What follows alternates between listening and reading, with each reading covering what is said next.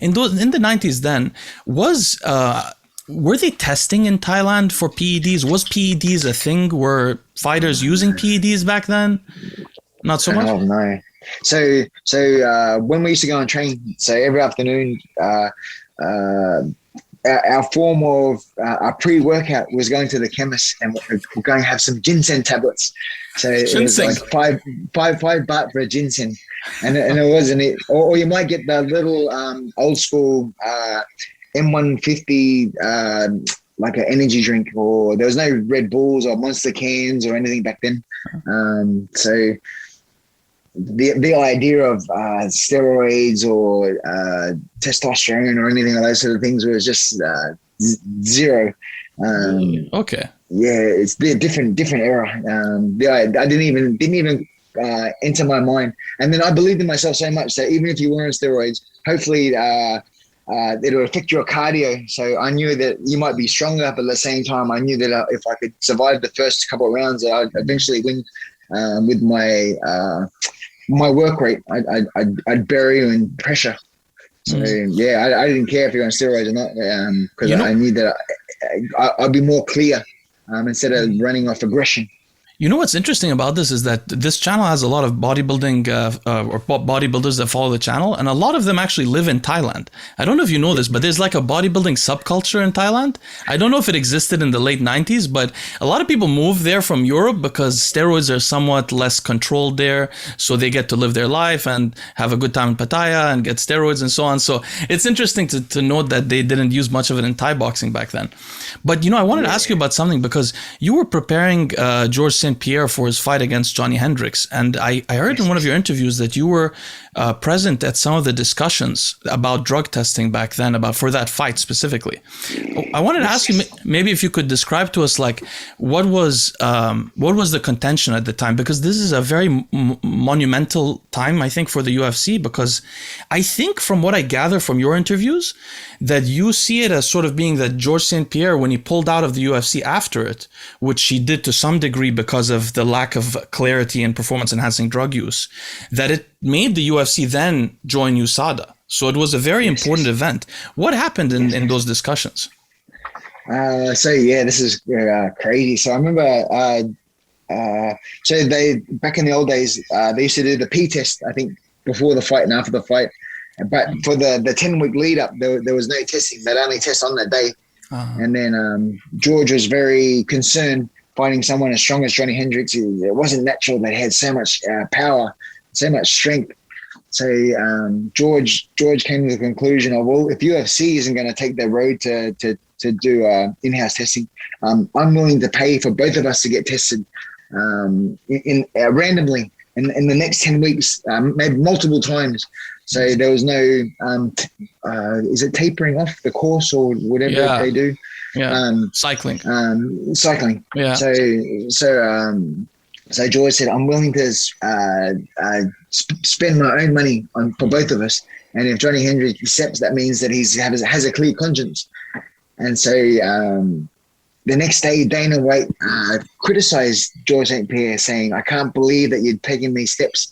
You obviously don't believe in our system. You think you're better than the company to go out on your own and do this by yourself. And just ridiculed George. And George was so angry and so mad, and so was Faraz. I can't believe that Dana White went out of his way to, we're trying to lift the sport up and making an even playing field, and then we're then getting criticized for it.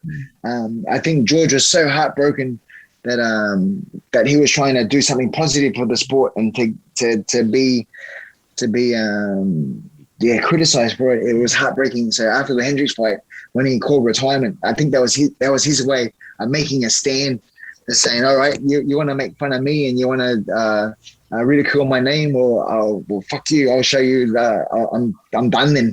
So yeah, it was quite a bizarre situation to be sitting present at the table and to hear George like genuinely concerned for his own safety that he's going to fight someone that's chemically enhanced. And all he wanted to do was make it even, and then to for what happened to him, he's just like, all right, obviously you guys don't respect my own health, so as a way to show you, I'm gonna step away from the sport for a while until you guys get your stuff together. And then since then, everything changed. Asada came in and they cleaned up all the sport, and everyone started popping left, right, and center. And it was a bizarre time back then too, with everyone on TRT. It was really weird. It was strange times with Vitor.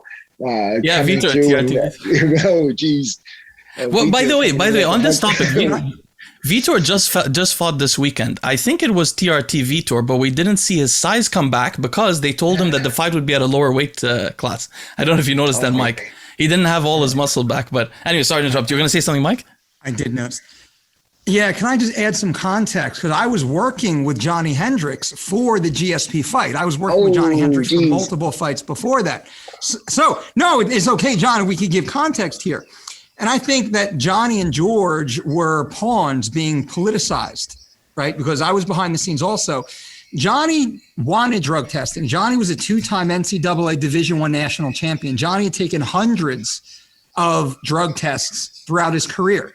To get to the D1 level, to compete at the D1 level, to be a two-time national champion, Johnny Hendricks was tested a hell of a lot. He won 2 Division I national champions drug-free. Tested more times than he's ever been tested in the UFC, and George has ever been tested in the UFC. I gotta put that out there to be fair, because Johnny Hendricks, I believe, was unduly criticized for reasons that were not factual. They were more emotional. George saw how powerful Johnny was, and for some reason, George was spooked because George, in my opinion, knew Johnny Hendricks was a better wrestler. And he knew Johnny Hendricks had knockout power. Johnny Hendricks knocked out John Fitch. Johnny Hendricks beat up Josh Koscheck. Johnny Hendricks beat a lot of guys easier than George did during George's career. That's my opinion, to be fair. Now, part of the negotiations, George had a professional relationship with VADA. George wanted VADA to run the testing. VADA was a company that was partially owned and affiliated with Victor Conti of Balco Labs. Victor Conti, who was, convicted of steroid-related crimes, whatever they were. Victor Conti wasn't someone that would be trustworthy, so Johnny felt, and the whole VADA thing seemed off. But VADA had George St. Pierre on their header as one of their marketing tools. Johnny and his team looked at that. They said, wait a minute, George wants his own company to be in charge of the drug testing. Well, that doesn't sound right. That's like Johnny saying, no, I want my sponsor to do all the drug testing. Johnny said no. He wanted WADA testing, just like he had in his college career, just like they had in the Olympics. He said, bring in Olympic testing, bring in WADA. This is before USADA was a part of the USC, though the negotiations were going on. Johnny had always requested WADA testing, not VADA. George wanted VADA. And when it came time, to be fair, when it came time for George to agree to WADA, George and his team asked for the list of drugs that would be tested for. This is all public record. When that list came out, that's when George declined. So I think it would be very easy for Johnny to turn and point the finger at George and say, hey, George, which of the drugs on this list were you taking that you didn't want to get tested for? Because Johnny agreed. He said, bring in WADA, I'm in. I don't have to see the list, I'm in. So that's a little bit more content. And I know, John, you didn't have a part, I didn't have a part in it. So this is like, these two athletes were politicized in a big fight. Now, that being said, Johnny Hendricks is a clean athlete. And I always, we all know about TRT Vitor, who I love. I'm friends with Vitor. We all know about Chael Sonnen, right? We all know about these athletes who, they dope, they got busted, they agreed to it. Man, to point at a kid like Johnny Hendricks, I mean, a 2-time Division I national champion, God, this kid's been tested his whole life. To make that association, I think is very disrespectful of George without any discernible proof, without any sort of fact. Johnny's never failed a drug test, when the speculation has always been on George St. Pierre for having been one of the masters at doping and PEDs. George even went on the Joe Rogan show and discussed how to beat the drug test. You just get on a plane, you go to another country where they can't test you. Right? I mean, George knew how to do it. And to be fair, George had the finances and even the travel schedule to have easily doped where a kid like Johnny Hendricks, who lived his whole life in Texas and Oklahoma, never basically left that, 200-mile area, it'd be a hell of a lot harder. I'm not saying George did, but I'm just saying it's not fair to make that type of association to sully the lineage of an athlete for no reason other than he was powerful and he hit hard. Mike, what would you say to people then that would say like Johnny Hendricks fought differently after drug testing got introduced and stuff like that? Johnny Hendricks fought differently after he won the world title.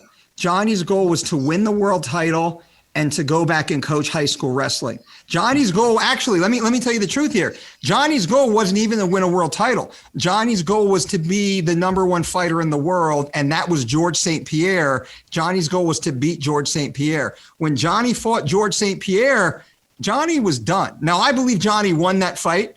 11 of the 12 media cage side said Johnny won that fight. It was a split decision, probably the closest fight of George's career. If you watch that fight back again, you're probably going to say, well, shit, maybe Johnny won that fight. But hey, George walked away with the belt.